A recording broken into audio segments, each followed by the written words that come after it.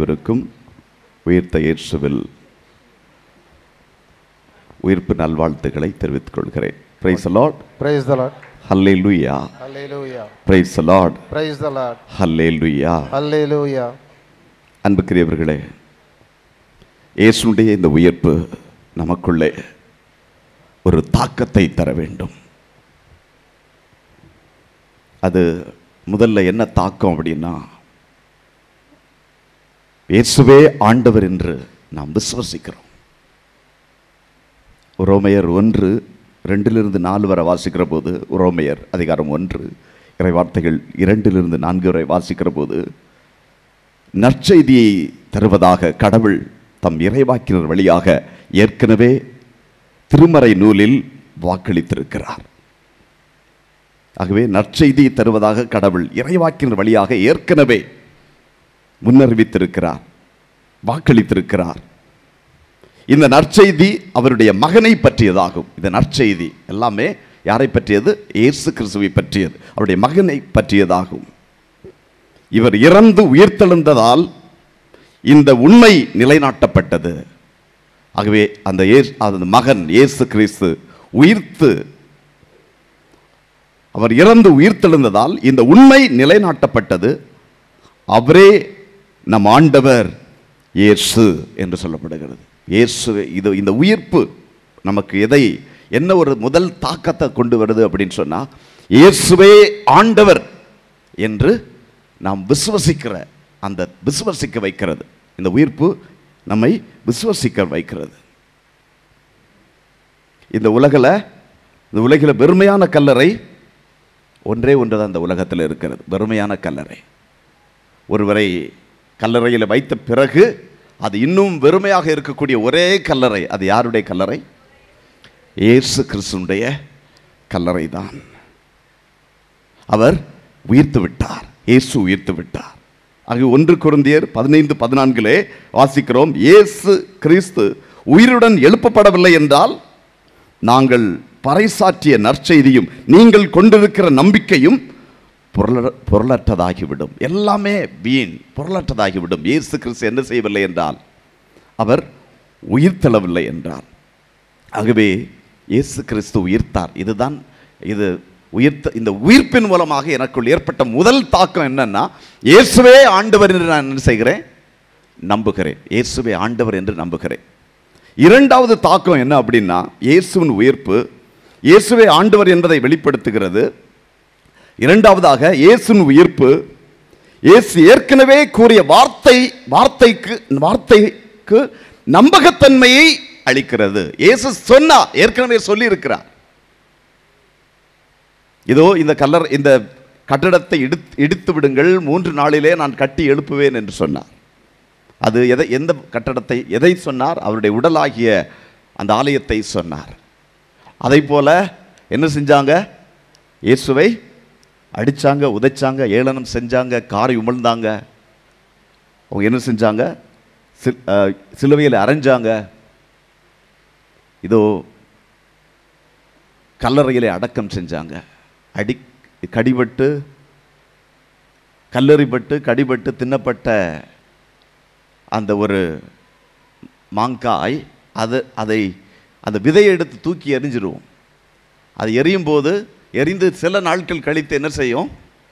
அது அந்த மண்ணையை பிளந்து கொண்டு அது முளைத்து வெளிவரும். அதுபோல அடிபட்டு உதைபட்டு ஏளனம் செய்யப்பட்டு காரை முளப்பட்டு முள்முடி சூட்டப்பட்டு சிலுவையில் அறையப்பட்டு இதோ கல்லறையில் அடக்கம் செய்யப்பட்ட இயேசு கிறிஸ்து 3 நாட்களில் என்ன செய்தார்? அந்த கல்லறையை உடைத்து கொண்டு இதோ உயிர்த்தெழுந்தார். அவர் சொன்னதுபடி நடந்தது. அவர் சொன்னது மாதிரியே நடந்தது. இதை நாம் இன்றைய 2ஆம் வாசகத்திலும் நாம் சொல்லுகிறோம். ஏற்கனவே அவர்கள் பேசிக்கொண்டிருந்தார்கள். இந்த காட்சியை கண்ட பிறகு, இயேசு உயிர்த்த இந்த காட்சியை கண்ட பிறகு அவர்கள் பேசிக்கொண்டார்கள். ஏற்கனவே துன்பப்பட வேண்டும், சிலுவையில் அறையப்பட வேண்டும், கொல்லப்பட வேண்டும், 3ஆம் நாள் உயிர்த்தெழ வேண்டும் என்று அவர் சொல்வதை அவர்கள் ஞாபகப்படுத்திக் கொண்டார்கள். இதைத்தான் நாம் இன்னுமாக மத்தேயு 17:5-9 வரை வாசிக்கிற போது, மத்தேயு அதிகாரம் 17 இறைவார்த்தை 5-9 வரை வாசிக்கிற போது, அவர் தொடர்ந்து பேசிக் கொண்டிருந்த போது ஒளிமயமான மேகம் ஒன்று அவர்கள் மேல் நிழலிட்டது. அந்த மேகத்தினின்று என் அன்பார்ந்த மைந்தர் இவரே, இவர் பொருட்டு நான் பூரிப்படைகிறேன், இவருக்கு செவிசாயுங்கள் என்று ஒரு குரல் ஒலித்தது. அதை கேட்டதும் சீடர்கள் மிகவும் அஞ்சி முகங்குப்புற விழுந்தார்கள். இயேசு அவர்களிடம் வந்து அவர்களை தொட்டு எழுந்திருங்கள், அஞ்சாதீர்கள் என்றார். அவர்கள் நிமிர்ந்து பார்த்தபோது இயேசு ஒருவரை தவிர வேறு எவரையும் காணவில்லை. அவர்கள் மலையிலிருந்து இறங்கி வந்தபோது இயேசு, மானிட மகன் இறந்து உயிருடன் எழுப்பப்படும் வரை இக்காட்சியை பற்றி எவருக்கும் சொல்லக்கூடாது என அவர்களுக்கு கட்டளையிட்டார். ஆகவே இயேசு உருமாற்றம் பெற்ற போது அவர் என்ன செஞ்சார்னா, இந்த காட்சிகளை எல்லாம் நீ என்ன செய்யக்கூடாது கட்டளை இடுகிறார் சீடர்களுக்கு. நீ என்ன செய்யக்கூடாது, நான் மரித்து எழும் வரை நீ என்ன செய்யக்கூடாது, இதை யாருக்கும் சொல்லக்கூடாது அப்படின்னு கட்டளை இடுகிறார். ஆகவே ஏற்கனவே என்ன செய்து விட்டார், இயேசு உயிர்த்தெழ போகிறேன் என்று சொல்லிவிட்டார். அவர் சொன்னபடியே என்ன செய்து விட்டார், உயிர்த்தெழுந்து விட்டார். அப்படின்னா நான் என்ன அர்த்தம் அப்படின்னா, இயேசு இந்த விவிலியத்தில் இயேசு சொல்றது எல்லாமே நாம் நம்பலாம். Price the Lord. சத்தமாக அல்லேலூயா. ஆகவே இயேசு சொல்லுவது எல்லாம் நம்பகத்தன்மை உடையது. இன்னைக்கு எத்தனை பேர் சொல்றாங்க, எத்தனை பேர் ப்ராமிஸ் பண்ணுவாங்க, ஆனால் சொல்றது படி என்ன செய்யறதில்லை, நடக்கிறது இல்லை. ஏன் இந்த உலக வரலாற்றில் பல மனிதர்கள், பல பக்திமான்கள் சொல்லி இருக்கிறாங்க, என்ன செய்வோம் நான் உயிர்த்தெழுவேன்னு சொல்லி இருக்கிறாங்க. என் பக்கத்தில் இருக்கக்கூடிய திண்டுக்கல் என்ற பகுதியிலே சில ஆண்டுகளுக்கு முன்பு ஆனந்தசாமி என்று ஒருவன் இருந்தான். ஆனந்தசாமி என்று அவர் கடவுள் வரம் பெற்றதாகவும் கூறினார். பல சீடர்கள் அவருக்கு இருந்தார். ஒரு நாள் தம் சீடர்களிடத்திலே அருள்வாக்கு கூறுகையில் அவர் இப்படி சொன்னார், நிலத்தின் அடியில் 6 அடி குழி தோண்டி ஒரு அறை கட்டி அறைக்குள் நான் என்ன செய்ய வேண்டும், தியானம் செய்ய வேண்டும். மேலே நீங்கள் தீ வைத்து யாகம் செய்யுங்கள், 48 மணி நேரம் கழித்து நான் என்ன செய்வேன், உயிரோடு வருவேன் அப்படின்னு சொல்லிட்டு அவருடைய சீடர்களிடத்திலே சொன்னான். ஆகவே அவர் சொன்னதை கேட்டு சீடர்கள் என்ன செஞ்சாங்க, 6 அடி குழி தோண்டினாங்க. குழி தோண்டி அங்கே என்ன செய்தார், ஆனந்தசாமி என்ன செய்தார், அவர் உள்ளே போனார். உள்ளே போன பிறகு எல்லாம் போட்டு மூடிட்டாங்க. மூடிவிட்டு என்ன செஞ்சாங்க, தீ வைத்து யாகம் செய்தார்கள். 2 நாட்கள் ஆனது, 48 மணி நேரமானது, எந்த அசைவும் இல்லை. திறந்து பார்த்தாங்க, உயிரோடு திரும்பி வருவேன் என்று சொன்ன ஆனந்தசாமி அங்கே சடலமாக கிடந்தார். Price the Lord. அன்புக்குரியவர்களே, உலக வரலாற்றிலே பல நபர்கள் சவால் விட்டிருக்கிறார்கள், சொல்லி இருக்கிறார்கள், ஆனால் யாருமே என்ன செய்யவில்லை, உயிரோடு எழுப்பவில்லை. அவர்கள் உயிரோடு எழுவேன் என்று சொன்னார்கள், ஆனால் யாருமே எழும்பல. ஆனால் இயேசு சொன்னார், சொன்னதுபடி நடந்தது. அதனால என்ன அர்த்தம் அப்படின்னா, கடவுள் இந்த வார்த்தையில், விவிலியத்திலே கடவுள் சொல்லுகிற எல்லா வார்த்தைகளும் நம்பகத்தன்மை உடைய வார்த்தைகள். எதிலிருந்து நாம் இதை பெற்றுக்கொள்கிறோம் என்றால், இந்த உயிர்ப்பு நிகழ்விலிருந்து நாம் என்ன செய்கிறோம், இதை நாம் பெற்றுக்கொள்கிறோம், இந்த தாக்கத்தை பெற்றுக்கொள்கிறோம். நான் எல்லாம் இந்த விவிலியத்தில் இயேசு சொன்னது எல்லாமே நடக்கும். நான் உலகின் ஒளி அப்படின்னு சொன்னார், அவர் உலகின் ஒளி. நான் தான் உண்மை என்று சொன்னார், அவர்தான் உண்மை. நான் தான் வாழ்வு என்று சொன்னார், அவர்தான் வாழ்வு. அவர் சொல்றது எல்லாமே என்னது, நாம் என்ன செய்ய, நம்பகத்தன்மை உடையதாக நாம் என்ன செய்ய முடியும், எடுத்துக்கொள்ள முடியும். Price the Lord. சத்தமாக அல்லேலூயா, அல்லேலூயா, அல்லேலூயா, அல்லேலூயா. மூன்றாவது நாம் பார்க்கிறது என்னன்னா, வெற்றி. 3 வெற்றிகள் உண்டு. இந்த இயேசுவின் உயிர்ப்பு என்பது எதை குறிக்கிறது, வெற்றியை குறிக்கிறது. இயேசு வெற்றி பெற்றார். எதை வென்றார், பாவத்தை வெற்றி பெற்றார், சாத்தானை வெற்றி பெற்றார், மரணத்தை வெற்றி பெற்றார், கல்லறையை வெற்றி பெற்றார். இந்த வெற்றியை நாம் இன்னைக்கு என்ன செய்கிறோம், கொண்டாடுகிறோம். இந்த வெற்றியை கொண்டாடுகிறோம். அப்போ இந்த வெற்றியில் 3 வெற்றிகள் உண்டு, 3 வகையான வெற்றி. முதல் வெற்றி என்ன அப்படின்னா, இயேசு அவருக்காக பெற்றுக்கொண்ட வெற்றி. யாரை தோற்கடித்தார் இயேசு? முதல் வெற்றியில் 40 நாட்கள் உண்ணா நோன்பிருந்து ஜெபித்தார் இல்லையா? இந்த தவக்காலத்தின் ஆரம்பத்திலேயே நாம் இதை இந்த வாசகங்களாக வாசித்தோம். அப்போது இயேசு யாரை வென்றார், சாத்தானை வென்றார். இது யாருக்கான வெற்றி? இது அவருக்காக பெற்றுக்கொண்ட வெற்றி. இது அவர் பெற்ற வெற்றி. அவர் முதலாதாம் என்ன செய்தான், சாத்தானிடத்தில் தோற்று போனான். அவன் கடவுளுக்கு கீழ்ப்படியாமல் சாத்தானிடத்தில் தோற்று போனான். 2ஆம் ஆதாமாகிய இயேசு கிறிஸ்து என்ன செய்தார், சாத்தானை வெற்றி பெற்றார். அதனால முதல் ஆதாம் கடவுள் கொடுத்த அந்த மகிமையை, அந்த வல்லமையை, அதிகாரத்தை எல்லாவற்றையும் சாத்தானிடத்திலே முதல் ஆதாம் இழந்து போனான். ஆனால் இயேசு கிறிஸ்து அந்த இழந்த அதிகாரத்தை என்ன செய்து விட்டார்? அவனை வெற்றி பெற்று இயேசு எடுத்துக்கொண்டார். அந்த அதிகாரத்தை எல்லாம் எடுத்துக்கொண்டார். இது அவருக்காக அவர் பெற்றுக்கொண்ட வெற்றி. ஆகவே தன் வார்த்தை, விண்ணிலும் மண்ணிலும் அனைத்து அதிகாரமும் எனக்கு கொடுக்கப்பட்டிருக்கிறது என்று இயேசு சொன்னார். இது அவருக்காக அவர் பெற்ற வெற்றி. இரண்டாவது வெற்றி அப்படின்னு பார்க்கிற போது இது யாருக்கான வெற்றி அப்படின்னா, இது அவருக்கான வெற்றி இல்லை, நமக்கான வெற்றி. எந்த வெற்றி? இயேசு சிலுவையிலே என்ன செய்து விட்டார்? சாத்தானை அறைந்து விட்டார், சிலுவையில் அறைந்து விட்டார். இது யாருக்காக அவர் பெற்றுத்தந்த வெற்றி? இது உங்களுக்காகவும் எனக்காகவும் இயேசு பெற்றுத்தந்த வெற்றி. இது அவருக்கு இந்த இயேசு சிலுவையிலே பட்ட பாடுகள், மரணம், இது அவருக்காக இது தேவைப்படலை. அவர் ஏற்கனவே வெற்றி பெற்று விட்டார். அவருக்கு இது தேவையில்லை. யாருக்கு இது தேவைப்பட்டது? இயேசுனுடைய பாடுகளும் மரணமும், சிலுவை மரணமும் யாருக்காக தேவைப்பட்டதுன்னா உங்களுக்காகவும் எனக்காகவும் தேவைப்பட்டது. ஆகவே அவர் பெற்று இந்த வெற்றி இயேசு நமக்காக பெற்று தந்த வெற்றி. இந்த உயிர்ப்பு என்ற வெற்றி நமக்காக அவர் பெற்று தந்த வெற்றி. ஆகவே தான் நாம் பார்க்கிறோம், சிலுவையில் 8 பரிமாற்றங்கள் நீ கேட்டிருப்பீங்க. 8 பரிமாற்றங்கள். பரிமாற்றம்னா என்னது? ஆமாம், நான் ஒரு சின்ன என்ன வச்சுருக்கிறேன், என்கிட்ட ஒன்றுமே இல்லை, இப்போது ஒரு கர்ச்சீப் மட்டும் வச்சுருக்கிறேன். சரியா? அந்த அம்மா முன்னாடி இருக்கிறாங்க, அவங்க செயின் போட்டிருக்கிறாங்க, தங்க செயின். இப்போ நான் என்ன செய்கிறேன், என்கிட்ட ஒன்றுமே இல்லை, ஒரு சின்ன மோதிரம் தான் இருந்துச்சு. அதில் ஒரு ரோசி சிஸ்டர் மீட் பண்ண போகும்போது ப்ளஸ் பண்ண சொன்னாங்க. அவங்கள ப்ளஸ் பண்ணேன். எனக்காக ஜெபிக்க சொன்னாங்க, நானும் ஜெபித்தேன். அவன் கையில் விரலை பார்த்தாங்க. விரலை பார்த்துட்டு சொன்னாங்க, ஃபாதர் இந்த மோதிரம் போடாதுங்க ஃபாதர் அப்படின்னு. ஒரே ஒரு மோதிரம் தான், தங்க மோதிரம் வச்சுருந்தேன். இந்த மோதிரத்தை நீங்கள் போடாதுங்க ஃபாதர்னு சொன்னேன். ஏன் அப்படின்னு கேட்டேன். நீங்கள் திருப்பலி வைக்கும்போது இயேசுவை உங்களும்னாக கடவுள் பார்க்க வேண்டும். அவங்களுக்கு கவனம் கொஞ்சம் கூட சிதறி போயிடக்கூடாது. உங்கள் கை மோதிரத்தையோ அந்த தங்கத்தையோ அவங்க பார்த்துடக்கூடாது அப்படின்னு அவங்க சொன்னாங்க. அதனால் அந்த மோதிரத்தையும் கழட்டிட்டேன். Price Lord. இப்போ அங்கே கையில் இருக்கிறது என்னென்னா, என்ன இருக்குது? ஒரு செல்ஃபோன் இருக்குது டைம் பார்க்குறதுக்காக. என்ன வாட்ச் இல்லை, ஆனால் கர்ச்சிப்பு ஒன்று இருக்குது. இப்போ நான் என்ன செய்ய, ஒரு எக்ஸ்சேஞ்ச் என்னென்னா, அந்த கர்ச்சிப்பை உங்களுக்கு தர்றேன், நீங்கள் வச்சுருக்கிற தங்க நகை என்ன செய்யுங்க, எனக்கு கொடுக்குறீங்க. ஒரு பரிமாற்றம். அதே போல் இயேசு சிலுவையிலே ஒரு 8 பரிமாற்றங்களை செய்திருக்கிறார். இப்போ பரிமாறிட்டோன்னா, நான் கர்ச்சிப்பை கொடுத்துறேன், அவங்க ஒத்துக்கிட்டாங்க அப்படின்னா அவங்கள திரும்பி கேட்க முடியாது. என்ன ஃபாதர், இது ரொம்ப வெறும் கர்ச்சிப்பு தானே, ஆனால் நான் கழுத்தில் போட்டிருக்கிறது விலை உயர்ந்த சொர்ணம், தங்கத்தை போட்டிருக்கிறேன் ஃபாதர்.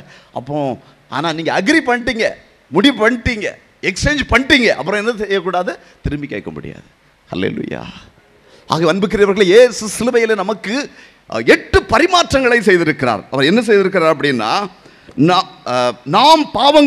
நம்முடைய பாவங்கள் மன்னிக்கப்படும்படி இயேசு நமக்காக என்ன செய்யப்பட்டார்? சிலுவையிலே தண்டிக்கப்பட்டார். எசையா 54-53 படிக்கிறோம், அவரே நமக்காக காயப்பட்டார், நம் தீய செயல்களுக்காக நொறுக்கப்பட்டார், நம் பாவங்கள் மன்னிக்கப்படும்படி இயேசு நமக்காக தண்டிக்கப்பட்டார். யாருக்காக தண்டிக்கப்பட்டார்? எனக்காக தண்டிக்கப்பட்டார். எனக்காக அவர் யார் தண்டனை அனுபவிக்க வேண்டும்? பாவம் செய்த நான் தண்டனை அனுபவிக்க வேண்டும். ஆனால் எனக்கு பதிலாக நம்முடைய பாவங்களை இயேசு சிலுவையிலே எடுத்துக்கொண்டு அவர் என்ன செய்கிறார்? நமக்காக அவர் தண்டிக்கப்பட்டார். யாருக்காக செஞ்சிருக்கிறாரு? நமக்காக செஞ்சிருக்கிறார். முதல் எக்ஸ்சேஞ்ச், முதல் பரிமாற்றம். இரண்டாவதாக, நாம் நோயிலிருந்து சுகம் பெறும்படி இயேசு நமக்காக காயப்பட்டார். 1 பேதுரு 2:24 வாசிக்கிறோம்.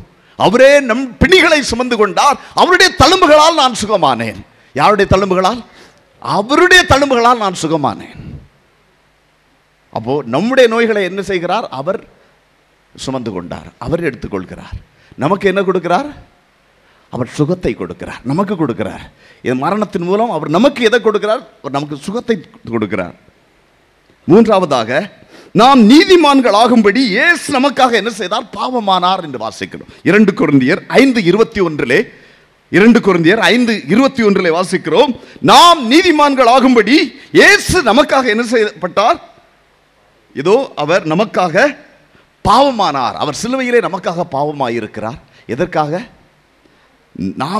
நம்மை நீதிமான்களாக்கும்படி, நமக்காக நாம் நீதிமான்களாக நீதிமான்கள் என்ன, பாவம் செய்யாத ஒரு நபரை போல நம்மை மாற்றும்படி அவர் செஞ்சிருக்கிறார். நான்காவதாக, நாம் இயேசுவின் ஜீவனில் பங்கு கொள்ளும்படி இதோ இயேசு மரணத்தை ஏற்றுக்கொண்டார். நான் அவருடைய நித்திய வாழ்க்கையை நாம் பெற்றுக்கொள்ள வேண்டும், முடிவில்லாத வாழ்க்கையை நாம் பெற்றுக்கொள்ள வேண்டும் என்பதற்காக அவர் என்ன செய்கிறார்? அவர் நம்முடைய மரணத்தை ஏற்றுக்கொள்கிறார். நாம் மரிக்க வேண்டும், நம்முடைய மரணத்தை இயேசு சிலுவையில் ஏற்றுக்கொண்டு நமக்கு என்ன செய்கிறார்? நித்திய வாழ்வை நமக்கு கொடுத்திருக்கிறார். அது நமக்காக அவர் கொடுத்திருக்கிறார், நமக்காக சிலுவையில் இது செஞ்சிருக்கிறார். ஐந்தாவது நாம் பார்க்கிறோம், நாம் செல்வராகும்படி இயேசு நமக்காக ஏழையானார். சிலுவையில் ஏழையாக என்ன செய்கிறார்? தொங்கிக் கொண்டிருக்கிறார். எதற்காக? நமக்காக, நாம் செல்வராக வேண்டும் என்பதற்காக. ஏழாவதாக, நாம் கடவுளின் பிள்ளைகள் ஆகும்படி இயேசு நமக்காக புறக்கணிக்கப்பட்டார். மத்தேயு 27:45-51 வரை வாசிக்கிற போது, இதோ நாம் கடவுளுடைய பிள்ளைகள் ஆகும்படி, நான் கடவுளுடைய பிள்ளைகள் ஆகும்படி இயேசு என்ன செய்தார்? நமக்காக சிலுவையிலே புறக்கணிக்கப்பட்டார். ஏலி ஏலி லாமா சபஸ்தானி, என் கடவுளே என் கடவுளே ஏன் என்னை கைவிட்டீர் என்று சொல்லி சிலுவையிலே நமக்காக கைவிடப்பட்டார். ஏனென்றால் நாம் கடவுளுடைய பிள்ளைகளாக வேண்டும் என்பதற்காக. எட்டாவதாக, கடைசியாக, நாம் ஆசீர்வாதத்தை பெற்றுக்கொள்ளும்படி இயேசு நமக்காக சாபமானார். நேற்றைய தினத்தில் நாம் தியானித்தோம், கலாத்தியர் 3:13-14. இயேசு நமக்காக சாபமானார். இதற்கு நாம் ஆசீர்வாதத்தை பெற்றுக்கொள்ள வேண்டும். ஆபிரகாமுக்கு கொடுத்த ஆசீர்வாதம் நமக்கு கிடைக்கணும். அந்த ஆசீர்வாதத்தை பெற்றுக்கொள்ள வேண்டும் என்பதற்காக இயேசு நமக்காக என்ன செய்திருக்கிறார்? சாபமாக. இந்த 8 பரிமாற்றமும் யாருக்காக செஞ்சிருக்கிறார்? சிலுவையில் இயேசு நமக்காக சென்றிருக்கிறார். நமக்காக அவர் செய்திருக்கிறார். அப்போ இரண்டாவது வெற்றி, இயேசு இதோ இந்த சிலுவையிலே நமக்காக மரித்து நமக்காக அவர் என்ன செய்தார்? உயிர்த்தெழுந்தார். இது அவருக்கான வெற்றி அல்ல, இது நமக்காக வெற்றி. உங்களுக்கும் எனக்குமாக இயேசு பெற்று தந்த இந்த வெற்றி இரண்டாவது வெற்றி. இந்த வெற்றியை நாம் இன்று செய்கிறோம், கொண்டாடுகிறோம். இதோடு முடிந்து விட்டதா? மூன்றாவது இன்னொரு வெற்றி இருக்கிறது. அதுதான் முக்கியமான வெற்றி. இது என்ன வெற்றின்னா, நீங்களும் நானும் என்ன செய்ய வேண்டும்? வெற்றி பெற வேண்டும். Praise the lord. ஹல்லேலூயா. இன்னும் சத்தமா ஹல்லேலூயா. ஹல்லேலூயா. யார் வெற்றி பெறணும்? நாம வெற்றி பெறணும். இதைத்தான் பவுல் அருமையாக சொல்லுகிறார். 2 கொரிந்தியர் அதிகாரம் 2 இறைவார்த்தை 14 2 கொரிந்தியர் 2:14 படி, இயேசுவோடு இணைந்து வாழும் எங்களை கடவுள் கிறிஸ்துவின் வெற்றி பவனியில் பங்கு கொள்ள செய்து எங்கள் வழியாய் தம்மை பற்றி யாவரும் அறிய செய்தார் அப்படின்னு வாசிக்கிறோம். இப்போ நாம் யாரோடு? உயிர்த்த இயேசு கிறிஸ்துவோடு நாம் இணைந்திருக்கிறோம். இப்போ யார் நம்மோடு இருக்கிறார்? இயேசு உயர்த்து விட்டார், அவர் நம்மோடு இருக்கிறார். அவரோடு இணைந்திருக்கிற நாம் என்ன செய்கிறோம்? அவர் வெற்றி பெற்றது போல நாம் வெற்றி பெறுவேன். Price the Lord. அவர் எதை வென்றார்? பாவத்தை வென்றார், வெற்றி பெற்றார். நானும் பாவத்தை வெற்றி பெறுகிறேன். அவர் என்ன செய்தார்? அவர் சாத்தானை வென்றார். நானும் என்ன செய்கிறேன்? சாத்தானை வெல்கிறேன். அவர் என்ன செய்தார்? மரணத்தை வென்றார். நானும் மரணத்தை வெல்கிறேன். அவர் என்ன செய்தார்? இதோ அவர் இந்த கல்லறையை வெற்றி பெற்றார். நானும் வெற்றி பெறுகிறேன். அதுதான் நமக்கு முக்கியம். என்னுடைய வலிமையினால இல்லை, என்னுடைய சக்தியினால இல்லை, உயிர்த்த இயேசு கிறிஸ்துடைய அருளினால, ஆற்றல்னால, வல்லமையினால. அந்த வல்லமை நமக்கு கொடுக்கப்பட்டிருக்கிறது, உயிர்த்த இயேசு கிறிஸ்து. அப்போ இந்த வல்லமை, உயிர்த்த இயேசு கிறிஸ்துடைய வல்லமை நமக்கு வேண்டும். வல்லமை அது என்ன வல்லமை அப்படின்னா, முதல் வல்லமை என்ன அப்படின்னா, நம் பாவங்கள் மன்னிக்கப்பட்டதனுடைய வல்லமை. எது? நம் பாவங்கள் மன்னிக்கப்பட்டதுங்கிற வல்லமை. நம் பாவங்கள் மன்னிக்கப்பட்டிருக்கிறதா? இந்த 40 நாட்கள் நம்ம பயணித்தோம், இந்த தவக்காலத்தில் பயணிச்சிருக்கிறோம், இறைவார்த்தை கேட்டிருக்கிறோம், தியானங்களிலே கலந்து கொண்டிருக்கிறோம், தொடர்ந்து ஜெபித்திருக்கிறோம், இந்த புனித வார வழிபாட்டில் நான் கலந்து ஜெபித்திருக்கிறோம். என் பாவங்கள் மன்னிக்கப்பட்டதா? இன்னைக்கு நீங்கள் சொல்ல முடியும்? இன்னைக்கு உயிர்ப்பில் இருக்கிறோம், என் பாவங்கள் மன்னிக்கப்பட்டதுன்னு எத்தனை பேர் சொல்ல முடியும்? 100% மன்னிக்கப்பட்டதுன்னு எத்தனை சதவீதம் மன்னிக்கப்பட்டதுன்னு நம்புறீங்க? என் பாவங்கள் மன்னிக்கப்பட்டது அப்படின்னு நம்புகிறோமா? அந்த பாவங்கள் மன்னிக்கப்பட்டதனுடைய வல்லமையை நாம் என்ன செய்யணும்? என்ன செய்யணும்? பெற்றுக்கொள்ளணும். முதல்ல பெற்றுக்கொள்ளணும். ஸ்ரீபெரும்புதூர் என்ற பகுதியில் ஒரு 5 நாட்கள் தியானத்தை கொடுத்து கொண்டிருந்தோம். அப்போது ஒரு சகோதரி இடத்துல கவுன்சிலிங் வந்தாங்க. அவங்க அவங்களுடைய பிரச்சனைகளை எல்லாம் பேசினாங்க. அவங்களுக்கு பிரச்சனையெல்லாம் பேசி முடிச்சுட்டு அவங்க எழும்போது, நான் அந்த சகோதரிடத்திலே ஒரு ஆவியானுடைய தூண்டுதலால் நான் அவரிடத்திலே கேட்டேன், நீங்கள் அம்மா நீங்கள் அபோர்ஷன் பண்ணியிருக்கீங்களா அப்படின்னு கேட்டேன். உடனே கண்ணீர் விட்டு அழுதாங்க. ஏம்மா அழுறீங்க அப்படின்னு கேட்டேன். ஆமாம் ஃபாதர், இந்த பாவத்தை செஞ்சுருக்கிறேன் அப்படின்னு. ஆனால் பல ஆண்டுகளுக்கு முன்னாடி செஞ்ச ஃபாதர், பாவ சங்கீதம் செஞ்சீங்களா அப்படின்னு கேட்டேன். ஆமாம் ஃபாதர், மனமாறி பாவ சங்கீதம் செஞ்சுருக்கேன். ஒரு முறை இல்லை, பல முறை செஞ்சுருக்கிறேன் ஃபாதர், பாவ சங்கீதம் செஞ்சுருக்கிறேன். பலமுறை பாவம் சங்கீதம் செய்தும் ஏன் இன்னும் அழுது கொண்டிருக்கிறீங்க? அது என்னவோ தெரியல. எப்போதெல்லாம் தியானத்தில் கலந்து கொண்டு அபோஷன் என்கிற இதை கேட்கிறோம், அப்போதெல்லாம் எனக்கு குற்ற உணர்வு இருக்கிறது, அவமானம் இருக்கிறது, என்னையே நான் வெறுக்க ஆரம்பிக்கிறேன் அப்படின்னு அவங்க சொன்னாங்க. அப்படின்னா நீ இன்னும் உங்கள் பாவங்கள் மன்னிக்கப்பட்டதனுடைய வல்லமை என்ன செய்யலை, உணரல. இயேசு இம்மட்டும் செய்திருக்கிறார். 8 பரிமாற்றங்களை குறித்து, இயேசு சிலுவையிலே நமக்கு செய்த காரியங்களை குறித்து நாம சிந்திக்கிறோம், தியானிக்கிறோம். ஆனா இன்னும் என்ன செய்யல, என் பாவங்கள் மன்னிக்கப்பட்டு விட்டது என்பதை என்னால் என்ன செய்ய முடியல, அந்த பாவங்கள் மன்னிக்கப்பட்டதனுடைய வல்லமை இன்னும் உணர முடியல. அப்படின்னா என்ன அர்த்தம்? ஏதோ வருஷத்துக்கு ஒரு முறை இங்க ஏதோ நடக்கும், அது கலந்து கொண்டு அப்படியே போயிடுவோம். அதுக்கும் எங்களுக்கும் தொடர்பு கிடையாது. இயேசு சிந்திய ரத்தத்துக்கும் எனக்கும் தொடர்பு கிடையாது. அவர் சிலுவையில் செஞ்சதுக்கும் எனக்கும் தொடர்பு கிடையாது. ஏதோ ஒரு நிகழ்வாக இன்னைக்கு இருக்கிறது. ரிச்சுவலிசம், லீகலிசம் அண்ட் ட்ரெடிஷனலிசம் அப்படின்னு சொல்லுவாங்க. இதையெல்லாம் மறைக்கிறது. இன்னைக்கு ஸ்பிரிச்சுவாலிட்டி போயிடுது. ஆன்மீகம் என்ன செய்கிறது, மறைக்கப்பட்டு விடுகிறது. பல காரியங்கள் எல்லாம் தேவைதான். கடவுளுடைய வல்லமை பெறுவதற்குத்தான் என்னது இந்த வழிபாடு, பல வகையான வழிபாடுகள், திருவருட்சாதனங்கள் மூலமாக திருவருட்சாதன அருளை பெறுவதற்காக. ஆனால் பல நேரங்களில் பல காரியங்கள் நம்ம என்ன செய்கிறது, எல்லாம் மறைத்து விடுகிறது. இதெல்லாம் அந்த ஆன்மீக வெளிச்சத்தை பெறுவதற்கு, இயேசு சிலுவையில் செஞ்ச அந்த சத்தியத்தை நாம் உணர்வதற்கு, அனுபவிப்பதற்கு, இதை செயலாக்கம் பெறுவதற்கு பல காரியங்கள் நம்முடைய வாழ்க்கையிலே தடையாக இருக்கிறது. பல காரியங்கள் தடையாக இருக்கிறது.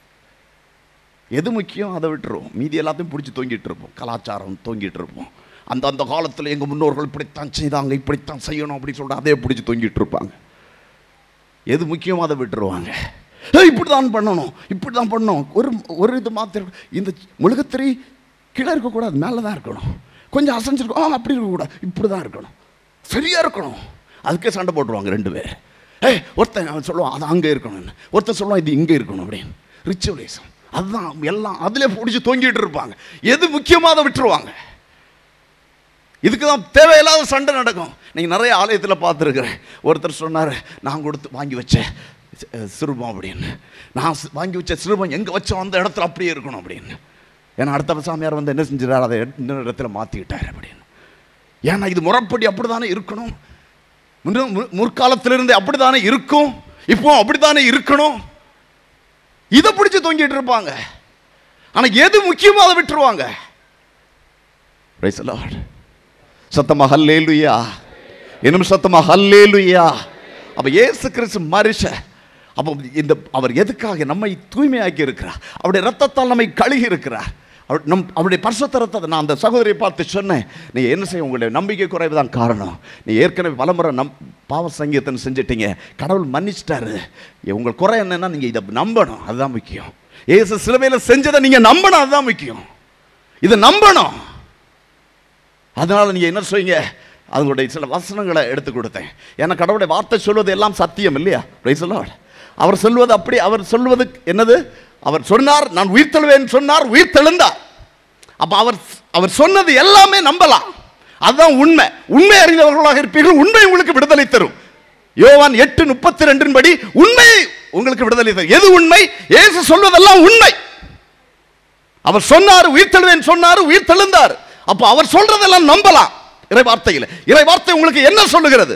உங்கள் பாவத்தை குறித்து இயேசு சிலுவையிலே என்ன செஞ்சார்னு வார்த்தை விவிலியம் உங்களுக்கு சொல்லுகிறது. இந்த சத்தியத்தை நீங்க விசுவாசிங்க அப்படின்னு சொல்லிட்டு அவங்களுக்கு கிளாஸ் எடுக்க ஆரம்பிச்சேன். இயேசுவின் ரத்தத்தால் நான் மன்னிக்கப்பட்டிருக்கிறேன். நீங்க இப்ப இனிமே எப்படி உங்க ஜெபத்தை மாத்தணும், எப்படி ஜெபிக்கணும் அப்படின்னா, ஆண்டவரே அன்னைக்கு பாவம் செஞ்சனே பாவம் சங்கீதம் செஞ்சுட்டு வந்தோம், பாவம் செஞ்சனே அப்படின்னு அழுதுட்டு இருக்காதுங்க. என்ன எப்படி ஜெபிங்க, நான் மாத்துங்க. இயேசு சிலுவையில் என்ன செஞ்சாரு? இயேசுவின் ரத்தத்தால் நான் கழுகப்பட்டவன். நன்றி இயேசுவே. இயேசுவே உம்முடைய கல்வாரி ரத்தத்தால் என் பாவங்களை கழுகினீரே, அதற்கு நன்றி ஆண்டவரே. மேற்கிலிருந்து கிழக்கு எவ்வளவு தொலைவு இருக்கிறதோ அவ்வளவுக்கு என் பாவங்களை என்னிடமிருந்து அப்புறப்படுத்தி ஆண்டவரே உமக்கு நன்றி. என் பாவம் கடும் சிவப்பாக இருந்தாலும் வெண்மையான பஞ்சை போல மாற்றி ஆண்டவரே உமக்கு நன்றி. என் பாவத்தை சிலுவையிலே சுமந்து தீர்த்தீரே உமக்கு நன்றி. இப்படின்னு சொல்லி ஜெபிங்க அப்படின்னு சொன்னேன். சரி ஃபாதர் அப்படின்னு சொல்லிட்டு போனாங்க. அன்புக்குரியவர்களே, அந்த 5 நாட்கள் தியானம் முடிச்சு 5ஆவது நாள் ஒரு சாட்சி சொன்னாங்க. எங்கள் வீட்டில் பல வகையான பிரச்சனை, குடும்பத்தில் அமைதி இல்லை, சந்தோஷம் இல்லை, என் கணவனுக்கு வேலை இல்லை, பலமுறை இன்டர்வியூக்கு போயிருக்கிறார், வேலையே கிடைக்கல, அதனால் வேலை வெட்டியா இல்லாமல் இருக்கிறான்னு சொல்லிட்டு எப்பவுமே நான் திட்டிகிட்டு இருப்பேன். அவரும் எங்களுக்குள்ள சண்டை சச்சரவு, இப்படி பல வகையான பிரச்சனைகள் இருந்தது ஃபாதர். நீங்கள் சொல்லி கொடுத்தது மாதிரி நான் ஜெபிச்சேன் ஃபாதர். என் உள்ளத்தில் என்னுடைய அவமானங்கள் கடவுள் எடுத்து மாற்றி விட்டா. என்னையை வெறுக்க ஆரம்பித்த அந்த வெறுப்புகள் என்னை விட்டு நீங்கியது. நான் என்ன செய்தேன், விசுவசித்து ஜெபிச்சேன் அப்படின்னு சொல்லிட்டு அவங்க சொன்னாங்க. ஃபாதர், பல நாட்களாக அவர் இன்டர்வியூக்கு போயிருக்கிறாரு. நான் ஜெபிச்சு மறுநாளே ஒரு அற்புதம் நடந்தது ஃபாதர். என்ன அப்படின்னா, ஏற்கனவே அவர் இன்டர்வியூ போயிருந்தார். அந்த இடத்துலேருந்து ஒரு ஃபோன் வந்தது ஃபாதர், ஏற்கனவே நீங்கள் இன்டர்வியூக்கு வந்திருக்கிறீங்க, கூடிய சீக்கிரத்தில் அந்த வேலையில் வந்து சேரலாம், உங்களை தேர்வு பண்ணிட்டேன் அப்படின்னு சொல்லிட்டு அவங்க எனக்கு ஒரு செய்தியை கொடுத்துருக்காங்க ஃபாதர். அந்த செய்தியை கேட்டும் இந்த ஜெபமும் என்ன செய்தது, என்னை மாற்றி விட்டது. இப்போ நாங்கள் சந்தோஷமாக இருக்கோம், மகிழ்ச்சியோடு இருக்கோம் அப்படின்னு சொல்லி மகிழ்ந்தார்கள். Price the lord. ஹல்லேலூயா. இதுதான் அந்த வல்லமை. அந்த நான் என் பாவத்திலிருந்து இது நான் என் பாவங்கள் மன்னிக்கப்பட்டதனுடைய வல்லமை.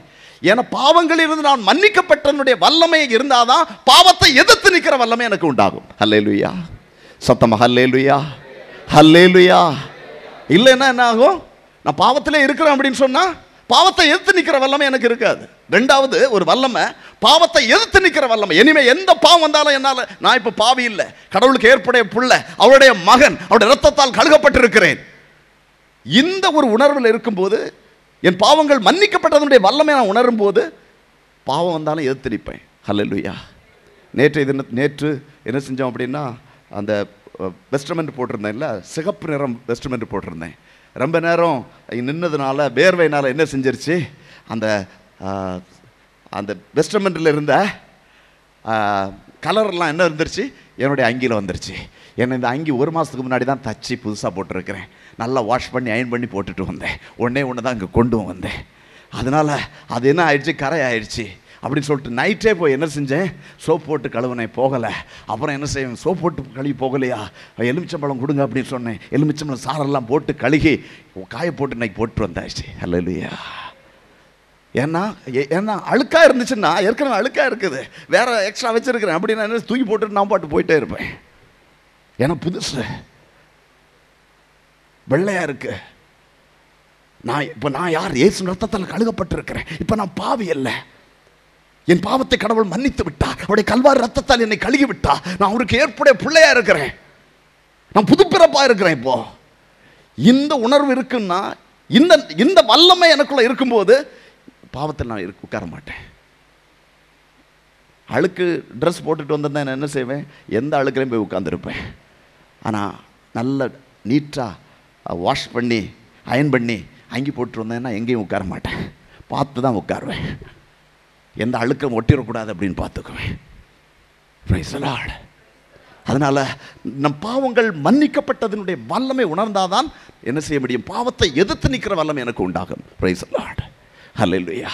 சும்மா பேருக்காக பாசி இருந்தேன், 40 நாட்கள் உண்ணா நோன்பு இருந்தேன், காவியோட உடுத்திட்டு நடந்துட்டு வந்தேன், பல கோயிலுக்கு போயிட்டு வந்தேன். இந்த செயல்கள் நம்ம என்ன செய்ய முடியாது, மாற்ற முடியாது. இது தப்புன்னு நான் சொல்லலை, உங்களுடைய ஆன்மீக காரியங்களை கொச்சைப்படுத்தலை, இது நம்ம மாற்ற முடியாதுங்க. Price the Lord. நான் சமீபத்தில் சில ஆண்டுகளுக்கு முன்னாடி ஒரு சகோதரரை பார்த்தேன். அவர் என்ன செஞ்சார்னா, நடைப்பயணமாக வேளாங்கண்ணி எல்லாம் போயிட்டு காவி உடையெல்லாம் உடுத்துட்டு வந்தார். உடுத்துட்டு வந்துட்டு அப்புறம் எப்படி உயிர்ப்புக்கு ஆயத்தப்படுத்திட்டு இருக்கிறேன்னு சொன்னார். அப்போ எங்கே போகிறீங்க உயிர்ப்புக்கு கொண்டாட்டத்துக்கு அப்படின்னு கேட்டேன். உயிர்ப்பு நாள் இங்கே தான் இருப்பேன், அதுக்கு பிறகு ஒரு 3-4 நாள் அப்படியே பாண்டிச்சேரி போகலான்னு இருக்கேன்னு சொன்னார். பாண்டிச்சேரி போகலாம் என்னங்க, இப்போ தான் எங்கே போயிட்டு வந்து, வேளாங்கண்ணி போயிட்டு வந்தீங்க, உங்கள் கொண்டாட்டத்துக்கும் பாண்டிச்சேரிக்கும் என்ன தொடர்பு அப்படின்னு கேட்டேன். ஆண்கள்லாம் சிரிக்கிறாங்க, அவங்களுக்கு புரிஞ்சு போச்சு அவங்களுக்கு. Praise the lord. ஹல்லேலூயா. அப்போது அவர் சொல்கிறாரு, நான் வற்புறுத்தி கேட்டேன், என்னங்க சொல்லுங்க அப்படின்னு, எனக்கு ஒன்றும் தெரியாத மாதிரி கேட்டேன். அவர் சொன்னார், கடைசி சொன்னார், என் ஃப்ரெண்டு ஒருத்தன் வீடு அங்கே இருக்குது பாண்டிச்சேரியில், அவன் தனியாக தான் இருக்கிறான், 2-3 ஃப்ரெண்ட்ஸ் நாங்கள் சேர்ந்து இருக்கிறோம், அதனால் என்ன செய்கிறோம், எல்லாம் சேர்ந்து ஒரு முடிவு பண்ணியிருக்கிறோம், அங்கே போய் கொஞ்சம் ஜாலியாக இருக்கலாம். என்ன ஜாலி அப்படின்னு, அங்கே தான் சீப்பாக கிடைக்குது, அடிக்கலாம் அப்படின்னு சொல்லிட்டு ஜாலியாக 2-3 நாள் இருந்துட்டு வரலாம் அப்படின்ற பாருங்க. அப்போ அவர் 40 நாட்கள் அவர் எப்படி தயாரித்திருப்பார்? அவர் பாவங்கள் மன்னிக்கப்பட்டதனுடைய வல்லமை அவர் உணரலை. ஏதோ செஞ்சேன், ஏதோ சில காரியங்களை செஞ்சேன், என்ன செய்வேன், ஈஸ்டர் வந்தோடனே திரும்பவும் பாவம் செய்வேன், அதே முடிவு பண்ணி வச்சுருந்துருக்காரு. அல்லேலூயா. இப்போ நிறைய பேர் இந்த மாதிரி முடிவு பண்ணி வச்சுருப்பாங்க, என்னைக்கிடா ஈஸ்டர் வரும் பாவம் செய்யலாம் அப்படின்னு. பாவத்திற்காக சிலுவையிலே நமக்காக மரித்து பாவத்திலிருந்து நம்மை மீட்பதற்காக உயிர்த்தெழுந்த இயேசு கிறிஸ்துவினுடைய உயிர்ப்பை பாவம் செய்து கொண்டாடுகிற கிறிஸ்தவர்கள் எவ்வளவு கான்ட்ரடிக்ஷன் பாருங்க. Praise the lord. ஹல்லேலூயா. அதான் பாவங்கள் மன்னிக்கப்பட்டதனுடைய வல்லமை உணராம அந்த பாவத்தை வெற்றி கொள்கிற வல்லமை நான் பெற முடியாது. அதனால இந்த நாளிலே ஏதோ இந்த உயிர்ப்பு விழா, நமக்கு இந்த உயிர்ப்பு விழா இது வெற்றியின் விழா, இது வெற்றியின் விழா என்பதை உணர்ந்து ஒரு நிமிடம் கண்களை மூடி இதோ நாம் ஜெபிப்போமா? அப்பா தந்தையே, விண்ணுக்கும் மண்ணுக்கும் ஆண்டவரே, உம்முடைய ஒரே மகன் இயேசு கிறிஸ்துவை எங்களுக்காக தந்தீரே. இதோ எங்களுக்காக சிலுவையில் பாடுபட்டு மரித்து உயிர்க்க செய்தீரே. எங்களுக்காக இதை செய்தீரே. இதோ மரணத்தை வெற்றி பெற செய்தீரே, பாவத்தை வெற்றி பெற செய்தீரே, சாத்தானை வெற்றி பெற செய்தீரே. ஆண்டவரே, அவருடைய வெற்றி பவனியில் நாங்கள் பங்கு பெற வேண்டும். பவுல் கூறுவது போல, பிலிப்பியர் 4:13 கூறுவது போல, எனக்கு வலுவூட்டுவோரின் துணை கொண்டு எதையும் செய்ய எனக்கு ஆற்றல் உண்டு. யாரு? இயேசுடைய அருள். உயிர்த்த இயேசு கிறிஸ்து அவரோடு இருக்கிறார். எங்கிருந்து சொல்லுகிறார்? அதை சிறைச்சாலையிலிருந்து அவர் சொல்லுகிறார். எதை வெற்றி பெற்று விட்டார்? எதையும் வெற்றி பெற முடியும். சிறைச்சாலையில் இருந்து கொண்டு, துன்பத்தில் இருந்து கொண்டு, உணவில்லாம சங்கிலியால கட்டப்பட்டு அந்த துன்பத்தின் மத்தியிலும் உயிர்த்த இயேசு கிறிஸ்து தன்னோடு இருக்கிறார் என்பதை அவர் உணர்ந்த காரணத்தினால் அந்த உயிர்த்த இயேசுடைய வல்லமையை அவர் வெளிப்படுத்துகிறார். வார்த்தையால் வெளிப்படுத்துகிறார், நம்பிக்கையின் வார்த்தையால் வெளிப்படுத்துகிறார். எனக்கு வலுவூட்டுவரின் துணை கொண்டு எதையும் செய்ய எனக்கு ஆற்றல் உண்டு. இந்த ஆற்றலை இதோ உயிர்த்த இயேசு கிறிஸ்து எனக்கு தருகிறார். அந்த உயிர்த்த இயேசு கிறிஸ்து என்னோடு இருக்கிறார். என் பாவத்திற்காக நான் மனவருந்தி மன்னிப்பு கேட்டேன். இயேசு என் பாவங்களை மன்னித்து விட்டார். நான் மனமாற்றம் பெற்றேன். நான் பாவாரிக்கை செய்தேன். அவருடைய இரத்தத்தால் கழுகப்பட்டு விட்டேன். இப்போது இதோ கடவுளுக்குள்ளே புதிய பிறப்பாக நான் மாற்றப்பட்டு விட்டேன். அவரோடு நான் சிலுவையிலே, அவரோடு நான் மரித்து விட்டேன். அவரோடு அறையப்பட்டு விட்டேன். அவரோடு புதைக்கப்பட்டு விட்டேன். அவரோடு உயிர்த்தி எழுந்து விட்டேன். நான் அவரோடு விண்ணகத்தில் அமர்ந்திருக்கிறேன். ஆக விண்ணகத்திற்கு தீயவன், விண்ணகத்திலிருந்து தள்ளப்பட்டவன், அவன் இந்த உலகத்தில் தான் இருக்கிறான். அவன் விண்ணகத்தில் இருக்கிற என்னை அவன் தொட முடியாது. விண்ணகத்தில் இருப்பது என்றால் இயேசுவோடு இருக்கிற நாம் அனைவரும் விண்ணகத்தில் இருக்கிறோம். உயிர்த்த இயேசு கிறிஸ்து என்னோடு இருக்கிறார். ஆகவே நான் அவர் இருக்கும் இடத்தில் இருக்கிறேன். ஆகவே அவருடைய வல்லமை எனக்கு இருக்கிறது. அப்ப அவருக்குள்ள இருக்கும்போது தீயவனை நான் எதிர்கொள்ள முடியும். தீயவனை, பாவம் மறுபடியும் செய்ய தூண்டுகிற அந்த தீயவனை எதிர்கொண்டு வெற்றி பெற முடியும். என்னால் எனக்குள் இருக்கிறவர் உலகத்தில் இருப்பவனை காட்டிலும் பெரியவர். அவர் எனக்குள் இருக்கிறார். உயிர்த்த இயேசு கிறிஸ்து எனக்குள் இருக்கிறார். அவர் உலகத்தில் இருப்பவனை காட்டிலும் பெரியவர். ஆகிய அவருடைய வல்லமை கொண்டு, ஆற்றல் கொண்டு நான் அவனை வெற்றி பெறுவேன். பாவத்தை வெற்றி பெறுவேன். அழகை வெற்றி பெறுவேன். மரணத்தை வெற்றி பெறுவேன். நிலைவாழ்வை பெற்றுக் கொள்வேன். அந்த அருளை ஆண்டவரே நான் கேட்கிறேன். அந்த அருளை உம்மை சார்ந்திருக்கிறேன். உம்மோடு இணைந்திருக்கிறேன். உம்மோடு ஐக்கியமாகிறேன். ஆண்டவரே, இந்த நிலையிலே நான் தொடர்ந்து பயணிக்க எனக்கு உதவி செய்யும், அருள் புரியும். இயேசுவின் நாமத்தில் செபிக்கிறோம். ஜெபங்களை கேளும் அன்பு தகப்பனே. ஆமென். ஆமென்.